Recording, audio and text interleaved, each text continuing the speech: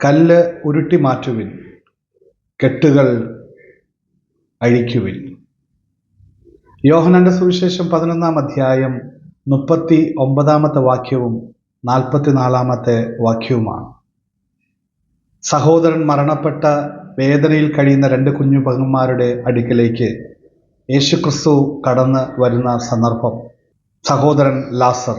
യേശുക്രിസ്തു അവിടെ വരുമ്പോൾ ഓടി കടന്നു വരുന്ന സഹോദരങ്ങൾ യേശുവിൻ്റെ അടുക്കിലേക്ക് പറയുകയാണ്, നീ ഇവിടെ ഉണ്ടായിരുന്നെങ്കിൽ ലാസർ മരിക്കുകയില്ലായിരുന്നു. യേശു അവരോട് പറഞ്ഞു, നീ വിശ്വസിച്ചാൽ ദൈവ മഹത്വം നീ ദർശിക്കും.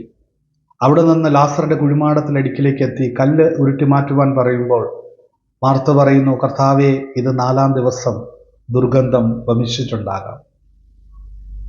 അവിടെ നിന്ന് കർത്താവ് പറഞ്ഞു, കല്ലുരുട്ടി മാറ്റാൻ പറഞ്ഞു. കല്ലുരുട്ടി മാറ്റി. ലാസറെ, നീ പുറത്തു വാ എന്ന് പറയുമ്പോൾ ലാസർ പുറത്തു വരികയാണ്. ലാസറിനാൽ ബന്ധിക്കപ്പെട്ട കുറേ കെട്ടുകൾ. കർത്താവ് പറഞ്ഞു, ആ കെട്ടുകൾ അഴിച്ച് മാറ്റുവിൻ. അവർ കെട്ടുകൾ അഴിച്ചു മാറ്റി. ഞാനൊരു ചോദ്യം നിങ്ങളോട് ചോദിക്കുകയാണ്. ലാസറിനെ ഉയർപ്പിക്കുവാൻ സാധിച്ച ദൈവത്തിന് ആ കെട്ടുകൾ അഴിക്കുവാൻ സാധിക്കില്ലേ? എന്തുകൊണ്ട് കർത്താവ് മറ്റുള്ളവരോട് പറഞ്ഞു ആ കെട്ടുകൾ അഴിച്ച് മാറ്റുവാൻ? മനുഷ്യൻ കെട്ടിയ കെട്ടുകൾ മനുഷ്യൻ തന്നെ അഴിക്കണം, ദൈവമല്ല അഴിക്കുന്നേ.